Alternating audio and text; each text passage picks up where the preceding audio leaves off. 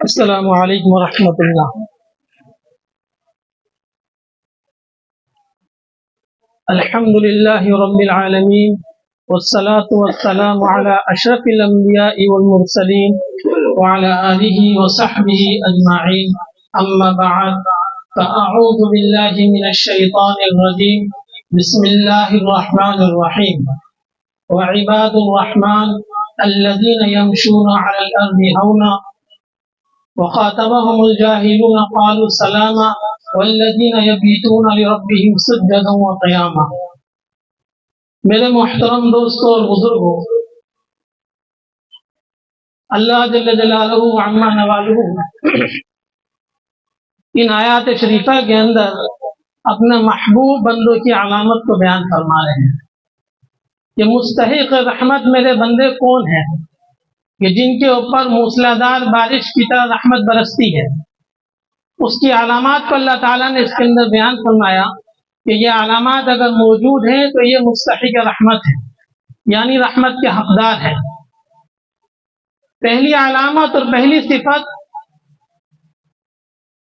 الذین یمشون علی الارض ہونا، یہ زمین کے اوپر یہ لوگ تکبرانہ چال نہیں چلتے بلکہ عاجزی اور انکساری کے ساتھ چلتے ہیں۔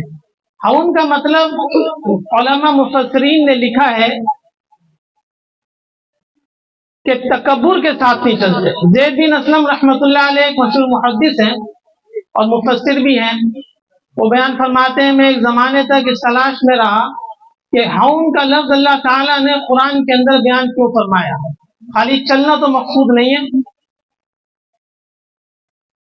تو کافی دنوں کے بعد ایک مرتبہ رات کے وقت میں ایک فرشتہ میرے پاس آیا اور اس نے مجھے آ کے کہا کہ ہون کا مطلب ہے کہ زمین پر فساد فی الارض نہیں مچاتے، کہ زمین کے اوپر اکڑ کر نہیں چلتے۔ تصوف کے اندر سب سے پہلے جس چیز کا علاج کیا جاتا ہے، علماء مشائخ نے لکھا ہے دو چیزیں ہیں، ایک کبر ہے اور ایک عجب ہے۔ کبر کا مطلب ہے کہ اپنے کو دوسرے سے افضل سمجھنا، اچھا سمجھنا، اور عجب کا مطلب علماء نے لکھا ہے، مشائخ نے لکھا ہے کہ اپنے کمالات کو اچھا سمجھ کر اپنے آپ کے اندر اپنے آپ کو اچھا سمجھنا، کہ میرے اندر یہ صفت ہے، اس کی وجہ سے میں اچھا ہوں۔ ان دونوں چیزوں کا علاج بیان فرمایا، اس لیے مشائخ اعظام بیان فرماتے ہیں کہ اگر ان دونوں چیزوں کو دل سے نکالنا ہے تو اس کے لیے اللہ والوں کی مجلس اختیار کرنا یہ لازم ہے، اس کے بغیر یہ دونوں صفت حاصل ہونا ناممکن ہے۔ اس لیے اللہ تعالیٰ نے بیان فرمایا کہ زمین پر اکڑ کر نہیں چلتے۔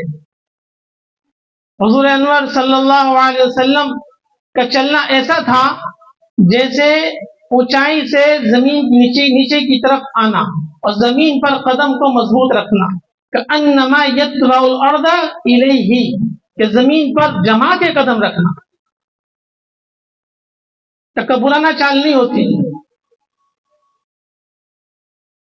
پھر چونکہ تکبر جب دل میں ہوتا ہے، اپنے آپ کو اچھا سمجھتے ہیں تو اس سے پھر فساد پھیلتا ہے۔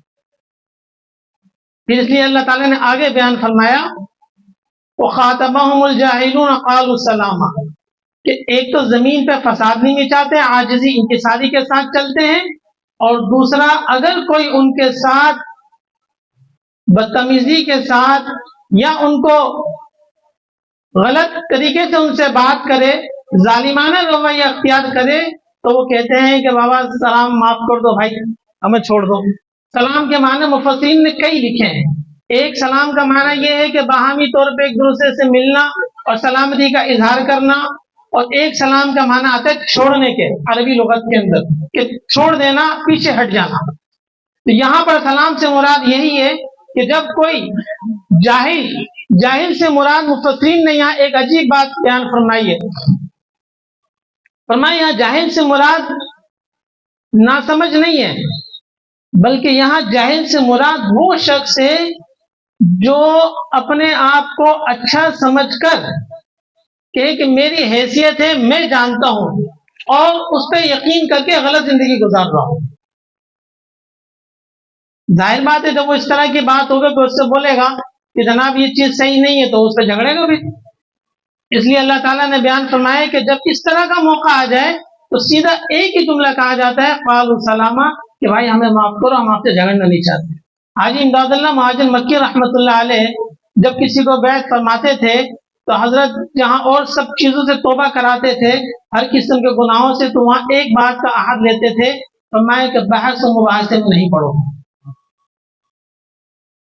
میں حضرت جی دامت برکاتہم عالیہ کے ساتھ بڑے حضرت مفتی صاحب مفتی محمد عارف صاحب رحمۃ اللہ علیہ رحمۃ الواسعہ کے پاس گیا کوٹہ شریف کے اندر.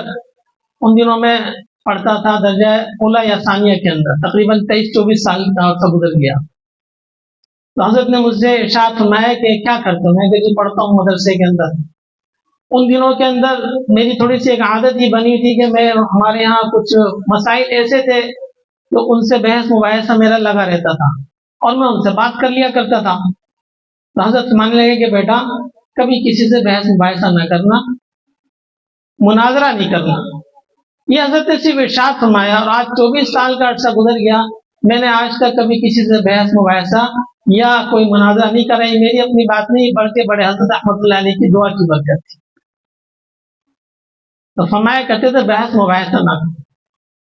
پہلی صفت کے اندر فساد فی الارض، یعنی زمین پہ فساد نہیں مٹاتے، اور دوسری کے اندر اپنے آپ کو لوگوں سے بچانا.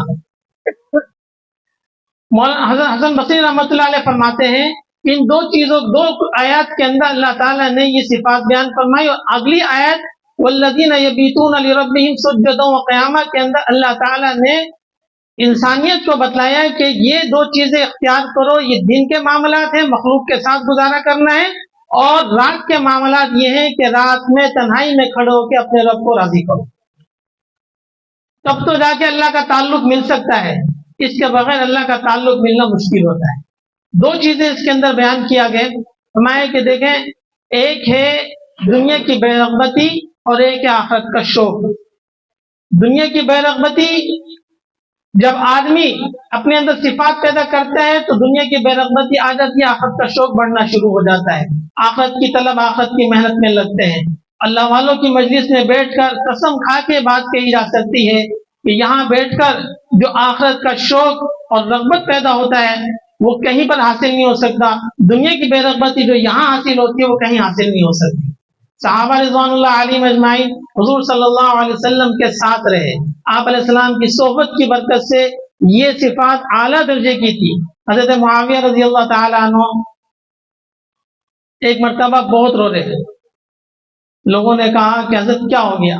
روتے رہے اور پھر فرمانے لگے کہ کاش کہ میں ایک قریش کا ایک ادنا آدمی ہوتا اور کسی گاؤں دیہات جنگل میں رہتا، مجھے کوئی نہ جانتا، کوئی نہ پہچانتا، اور وہیں میں ایمان کی حالت میں دنیا سے چلا جاتا. پھر فرمانے لگے کہ میں نے حضور صلی اللہ علیہ وسلم کے چند بال مبارک جمع کیے، کچھ داڑھی کے ہیں، وہ کچھ سر کے ہیں، اور کچھ ناخن مبارک جمع کیے ہیں. اور پھر فرمانے لگے کہ حضور انور صلی اللہ علیہ وسلم جس کپڑے سے اپنا پسینہ مبارک صاف کرتے تھے وہ کپڑا بھی میرے پاس محفوظ ہے. اور پھر فرمانے لگے کہ دیکھو میری وصیت ہے تم لوگوں کو کہ جب میں مر جاؤں اور قبر میں رکھنے لگو تو یہ کپڑا میرے چہرے پہ ڈال دینا تاکہ جہنم کی آگ میرے چہرے پہ نہ سکے، اور یہ بال اور یہ ناخن میرے سینے پر اور جسم پہ لگا دینا تاکہ اگر خدا نہ خواستہ جہنم کی آگ آئے تو یہاں تک بھی نہ پہنچ سکے. تو بھائی ہم سب کو جو ہے نا اس بات کی تہیہ کریں کہ بھائی اللہ والوں کی مجلس میں خصوصاً اللہ تعالیٰ نے ہم پہ بہت بڑا فضل فرمایا کہ حضرت ہمارے درمیان ہیں. خوب فائدہ اٹھائیں، خوب جو ہے نا ہمارے اندر یہ اعمال، یہ صفات پیدا ہوں، اور آخرت کا شوق اور آخرت کی رغبت ہو، آخرت کی تیاری اللہ تعالیٰ ہم سب کو نصیب فرمائے. اللہ تعالیٰ ہم کی توفیق.